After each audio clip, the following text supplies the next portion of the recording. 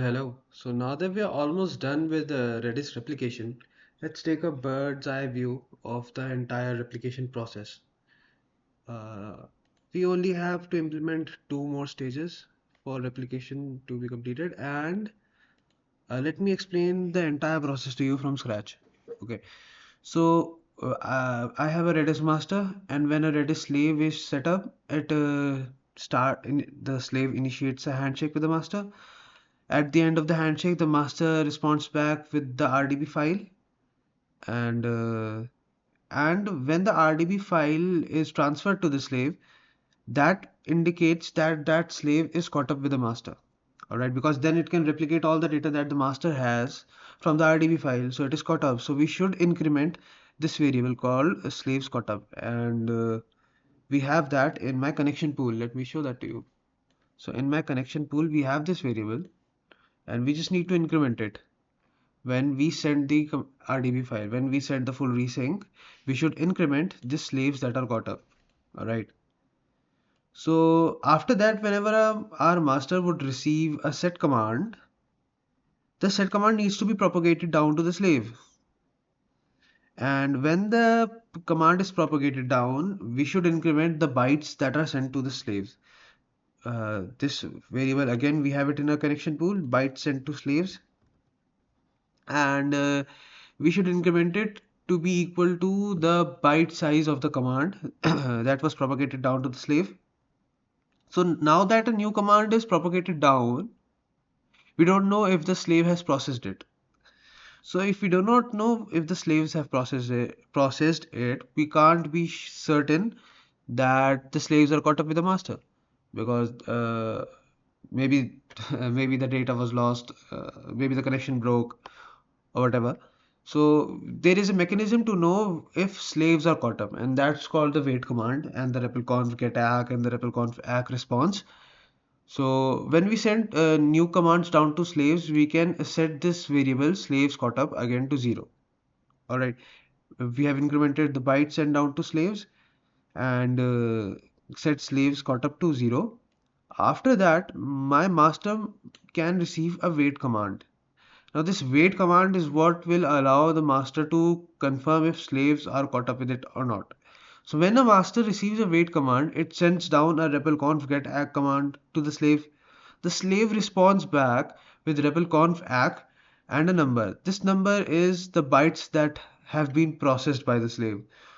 So if this number, this bytes processed by the slave, is equal to the bytes sent down to the slaves by the master, in that case, we can surmise that the slave is now caught up because it has processed all the commands.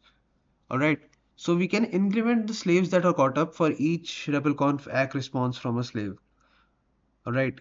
If this condition is true, of course, and if the number of bytes processed by the slave is not equal to the bytes sent to slaves, we do not increment it. Uh, so the wait command takes two parameters, a number and another number. The first number is how many slaves how many slaves should be caught up, and the second number is how many milliseconds to wait for. So if the number of slaves does not satisfy the condition, if the number of slaves does not satisfy the condition, we wait for 500 milliseconds, and that's it. And after that, we return back with however number of slaves that were caught up.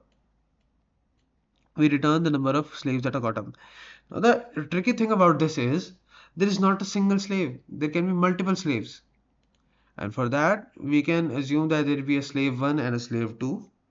And the entire process will be the same. They will initiate the handshake. There will be a full RDB file resynchronization on both the slaves, or however many number of slaves there are.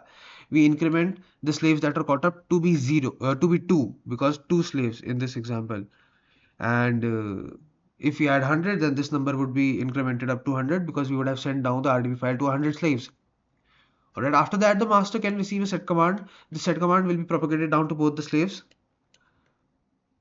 Uh, this set command will be propagated down to both the slaves. We can then increment the bytes sent to slaves.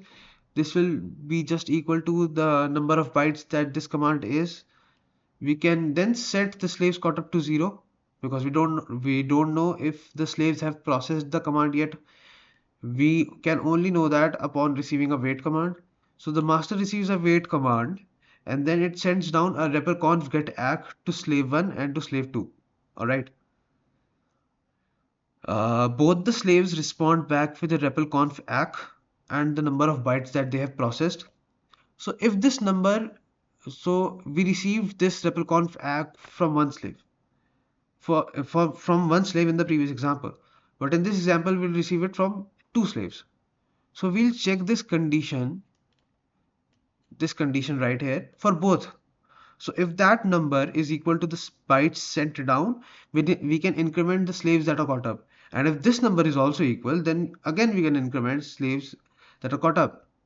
And if they're not equal, we won't increment and we'll just wait for however milliseconds that the client tells us to. If it tells us to wait for 500 milliseconds, we'll wait for 500 milliseconds and return the number of slaves that were caught up. All right. So if some slaves are not caught up, we wait for the duration specified in the command, and after either three slaves are caught up or 500 milliseconds, whichever one is less, after that we return the slaves that are caught up anyways. If 0 slaves are caught up, we return 0, and if 3, then we return 3. If we received a response back from 8, then we'll return 8.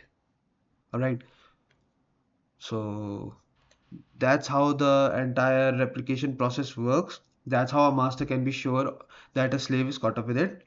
And in the next video, let's just implement these two final stages. Let me read the requirement for so they will test our program like this. They will run our program as master. Then multiple replicas will connect and each will complete the handshake. It will then connect to your master. They will connect to our master as a Redis client, and it will send down commands like this: wait 3 500, wait 7 500, wait 9 500. The response to each of these commands should be encoded as a resp integer. So why 7? Because if there are 7 slaves that have completed the handshake with my master, all 7 of them are caught up.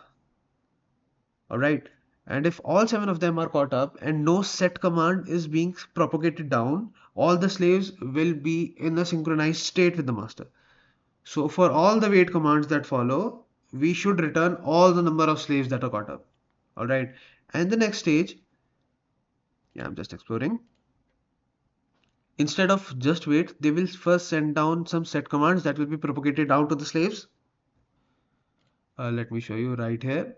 They'll send a set command that will be propagated down to the slaves. Alright, we will increment bytes sent to slave, we will set slaves caught up to 0, and then they will send down a wait command. Alright, so we get a wait command.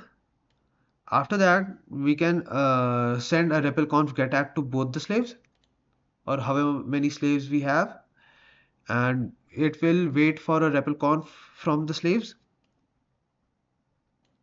And when we get the repl we'll do the check and increment accordingly. So we'll implement the support for both these stages in the next video. So stick around, wait for it, and I'll see you in the next one.